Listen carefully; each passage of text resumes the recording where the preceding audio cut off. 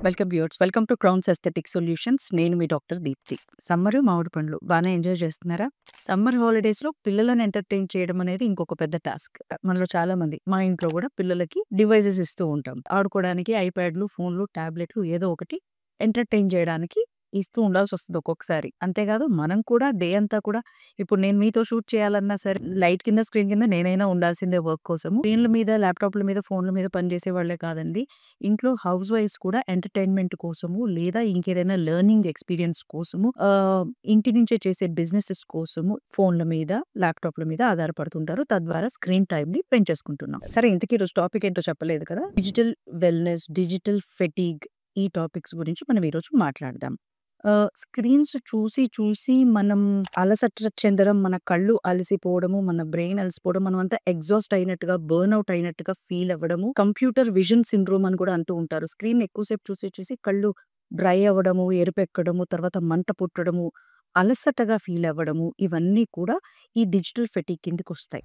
Physical and mental exhaustion caused by prolonged exposure to the screen and digital services అని చెప్పుకోవచ్చు ఈ digital ఫెటీగ్‌ని. ఈ స్క్రీన్స్ నుంచి వెలువడే బ్లూ లైట్ వల్ల స్లీప్ ప్యాటర్న్స్ బాగా డిస్టర్బ్ అవుతాయి. పనులు చేసుకుంటూ నోటిఫికేషన్స్ ఏమొచ్చినాయి, మెసేజ్ నోటిఫికేషన్ ఏముంది, లేదా మెయిల్స్ అటెండ్ అవ్వడము, మల్టీ టాస్కింగ్ ఇది కూడా మెంటల్ ఎగ్జాషన్‌కి కారణం.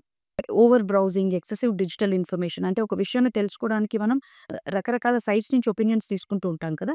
దీని ద్వారా కూడా డిజిటల్ ఓవర్‌లోడ్ ఎక్కువైపోతూ ఉంటుంది. ఇన్ఫర్మేషన్ ఎక్కువగా అయిపోతుంది. సో, ఇది డిజిటల్ ఓవర్‌లోడ్‌గా చెప్పుకోవచ్చు. దీని ద్వారా కూడా మన స్లీప్ ప్యాటర్న్, మన రెగ్యులర్ మెటబాలిజం మీద కూడా ఎఫెక్ట్ చూపిస్తూ ఉంటుంది. ఈ రెగ్యులర్‌గా మన జడ్జ్‌మెంట్, మన బిహేవియర్, మన థింకింగ్, మన స్ట్రెస్, మన యాంగ్జైటీ వీటన్నిటి మీద ఇవన్నీ కూడా గట్టి ప్రభావమే చూపిస్తూ ఉంటాయి.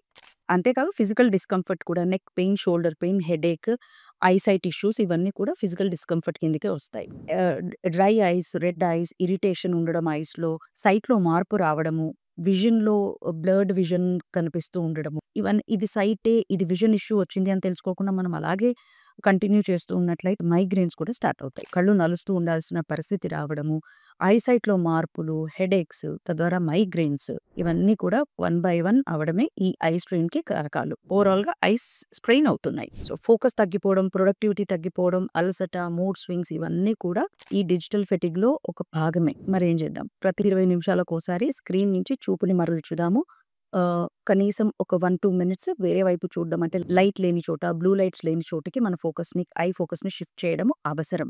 Screen colour, temperature, display, brightness ఇవన్నిటిని ఆప్టిమైజ్ చేసి పెట్టుకోండి. మధ్యలో రిలాక్సేషన్ టెక్నిక్స్ కాస్త అటు ఇటు నడవడము, బ్రీతింగ్ ఎక్సర్‌సైజ్ లాంటివి ప్రాక్టీస్ చేయడము లేదా కళ్ళు కాసేపు మూసుకొని చిన్న న్యాప్ తీసుకోవడము ఇలాంటివి ప్రాక్టీస్‌లో పెట్టాలి.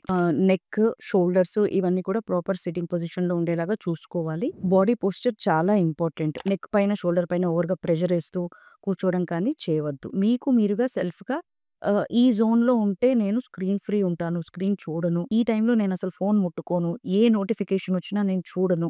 ఈ పని చేస్తున్నప్పుడు, ఈ టైంలో, ఈ జోన్‌లో అనేవి మనకు మనం సెల్ఫ్ రెస్ట్రిక్షన్స్ పెట్టుకోవాలి. గుడ్ పోస్చర్ మెయింటైన్ చేయడం వల్ల నెక్, షోల్డర్ పెయిన్స్ కూడా రాకుండా ఉంటాయి. ఇవన్నిటిని మనం బాగా గుర్తుపెట్టుకొని ప్రాక్టీస్‌లో పెట్టాలి. ఈ డిజిటల్ ఏజ్‌లో అసలు డిజిటల్ స్క్రీన్స్ లేకుండా మనం పని చేయలేము. కాకపోతే ఇటువంటి మెజర్స్‌ని పాటించడం వల్ల దానివల్ల వచ్చే ఎఫెక్ట్స్ మనం మిటిగేట్ చేయవచ్చు. సాఫ్ట్‌వేర్ ఇంజినీర్స్‌లో ఎక్కువగా ఈ కాగ్నిటివ్ డిమాండ్ ఎక్కువగా ఉంటుంది. అంటే ఎక్స్‌ట్రా ఫోకస్ పెట్టాల్సుంటుంది. ఇంటెన్స్‌గా స్ట్రెస్ తీసుకోవాల్సిన అవసరం ఉంటుంది. Prolonged exposure to these blue light screens at the same time మెంటల్‌గా బాగా ఒత్తిడికి గురవుతూ ఉంటారు. ఒక ప్రాజెక్ట్ గురించిన pressure, deadlines, work related stress ఇవన్నీ కూడా కలుపుకొని మెంటల్ ఫెటిగ్ అవుతూ ఉంటుందన్నమాట. ఇంకా ఇలాంటి వాళ్ళకి నైట్ షిఫ్ట్స్ ఉంటే ఇంకా చెప్పనక్కర్లేదు. స్వింగ్ షిఫ్ట్స్ అంటారు. 2, 3 రోజులు నైట్ షిఫ్ట్, 2, 3 రోజులు డే షిఫ్ట్ ఇలా ఉన్న వాళ్ళల్లో కూడా మెంటల్ ఫెటిగ్ చాలా చిన్న ఏజ్‌లో వచ్చే అవకాశాలున్నాయి. తద్వారా డిప్రెషన్, యాంగ్జైటీ ఇవన్నీ వచ్చి పర్సనల్ హెల్త్ పైన, రిలేషన్‌షిప్స్ పైన ఎఫెక్ట్స్ చూపించే అవకాశాలుంటాయి కనుక వీలైనంత వరకు స్క్రీన్‌ని వర్క్ ప్లేస్‌లో మాత్రమే స్క్రీన్‌ని వాడడం. ఆ తర్వాత ఫోన్‌లు వాడకాన్ని తగ్గించడం ప్రాక్టీస్‌లో పెట్టాల్సిందే. సరే వర్క్ ప్లేస్‌లో ఇవన్నీ చేసి ఇంటికొచ్చేసరికి ఇంట్లో వాళ్ళు కూడా పొద్దున్నుంచి ఖాళీగా ఏముండరు. పనుల్లో ఉంటారు. కాస్త రిలాక్సేషన్ కోసమో, ఎంటర్‌టైన్‌మెంట్ కోసమో లేదా కొత్త కోర్సెస్ ఇంట్లో ఖాళీగా ఉండకుండా నేర్చుకోవడం కోసమో, ఇంట్లో నుంచి చేసే బిజినెసెస్ కోసమో వాళ్ళు కూడా డిజిటల్ సర్వీసెస్ మీద ఈ స్క్రీన్ పైన డిపెండ్ అవుతూ ఉంటారు. బయట నుంచి వచ్చిన వాళ్ళు మెంటల్ ఫెటిగ్ ఇంట్లో ఆల్రెడీ ఈ స్క్రీన్‌కి బలైపోయి వీళ్ళు మెంటల్ ఫెటిగ్‌లో ఉంటారు. ఇక్కడ రిలేషన్‌షిప్స్ అని పాడవడానికి మొదటి మెట్టు కూడా. సెల్ఫ్ కంట్రోల్ అనేది అవసరం. ఎంత డ్యూరేషన్, ఎంత ఇంటెన్సిటీతో వాడుతున్నాము, ఏ పర్పస్‌తో, ఏ కంటెక్స్ట్ కోసం మనం వాడుతున్నాము స్క్రీన్‌ని అనే క్లారిటీ మనకుండాలి. ఇక పిల్లల్లో అయితే చెప్పక్కర్లేదు. స్క్రీన్ టైమ్ పర్టిక్యులర్‌గా ఇంతే. ఈ ప్లేసుల్లో మనందరం భోజనం చేసేటప్పుడు కానీ, టీవీ చూసేటప్పుడు గానీ ఫోన్‌లు వాడొద్దు. ఇలాంటి కొన్ని లిమిట్స్‌ని సెట్ చేసి పిల్లలకివ్వండి. డ్యూరేషన్ కూడా మీరే ప్లాన్ చేయండి. ఏమేం సైట్స్ వాళ్ళు విజిట్ అవుతున్నారు, ఏంటి అనేది కంటిన్యూస్ మానిటరింగ్‌లో ఉండాల్సిందే. తప్పేం లేదు. ఏజ్ అప్రోప్రియేట్ సైట్స్ చూస్తున్నారా? దానివల్ల మళ్ళీ ఏమైనా స్ట్రెస్, సైబర్ బుల్లీయింగ్ లాంటివి వాటికి ఎఫెక్ట్ అవుతున్నారా అనేది కూడా మనం చూసుకోవాలి కనక. సో, ఓపెన్ డిస్కషన్ అనేది ఎంతగానో అవసరం. పిల్లలకి సైబర్ బుల్లీయింగ్ అంటే ఏంటి? స్క్రీన్ ఎఫెక్ట్స్ వల్ల రాబోయే రోజుల్లో ఏమేమి ప్రాబ్లమ్స్ వీళ్ళు తలెత్తబోతున్నారు అనేది డిస్కస్ చేయాల్సిందే. కొన్నాళ్ళు కష్టమే కావచ్చు వాళ్ళ నుంచి ఈ అలవాట్లు తగ్గించాలి, మాన్పించాలి అంటే. కాకపోతే అసాధ్యమైతే కాదు. మోడల్ హెల్తీ బిహేవియర్ అంటారు. మనం ఆ అలవాట్లను చేసుకొని వాళ్ళ ముందు చేస్తూ వాళ్ళతో కూడా చేపించడం సులువే అవుతుంది. ఎక్కువగా స్కూల్స్ ఉన్నప్పుడు కానీ, సెలవుల టైంలో గానీ ఫిజికల్ యాక్టివిటీకి ఎక్కువ ఇంపార్టెన్స్ ఇవ్వండి. చదువులేటు స్కూల్లోనూ చదువుతారు. ఇంటికొచ్చి కూడా కాసేపు చదువుకుంటారు. కాకపోతే ఇంటికి రాగానే మళ్ళీ వెంటనే హోమ్ వర్క్‌లని చదువులని ఎమ్మట పడకుండా కాస్త ఫిజికల్ యాక్టివిటీకి స్కోప్ ఇవ్వండి. ఎందుకంటే ఇవాళ రేపు చదువుకోవడం కూడా ఒక్కొక్కసారి స్క్రీన్ వాడాల్సొస్తుంది.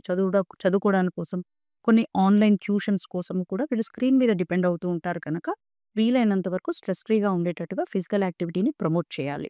డిజిటల్ వెల్‌నెస్ అంటే ఏంటి? డిజిటల్ ఫెటీగ్ అంటే ఏంటి? సైబర్ బుల్లీయింగ్ అంటే ఏంటి? ఆన్‌లైన్ సేఫ్టీ ఎలా ఉంటుంది? ఏ సైట్స్ మనం చూడకూడదు? ఎందుకు చూడకూడదు? రెస్పాన్సిబుల్‌గా డివైస్‌ని ఎలా వాడాలి? ఆన్‌లైన్ సేఫ్టీ అంటే ఏంటి? ఇవన్నీ కూడా చెప్పి ఇంట్లో ఓపెన్ డిస్కషన్‌కి తావుండేలాగా చూసుకోవాలి. స్క్రీన్ టైమ్ షెడ్యూల్డ్‌గా పెట్టడము, ఒక టైం తర్వాత అది లాక్ పడిపోయేలాగా పెట్టడము ముందే చెప్పి చేయండి. పిల్లలకి ముందుగానే ఇంతసేపే నువ్వు వాడగలవు. ఆ తర్వాత ఇది లాక్ అయిపోతుంది అన్నట్టుగా వాళ్ళ ముందే ఇది చేసి చూపిచ్చండి. ఇవన్నీ పద్ధతులు పాటించాక వాళ్ళకి మంచి అలవాట్లే అవుతాయి. హెల్త్ బెటర్ అవుతుంది. ఫోకస్ పెరుగుతుంది. ప్రొడక్టివిటీ పెరుగుతుంది. రాబోయే రోజుల్లో ఉన్న కాంపిటీషన్‌కి ఓవర్ స్టిమ్యులస్ అవుతుంది.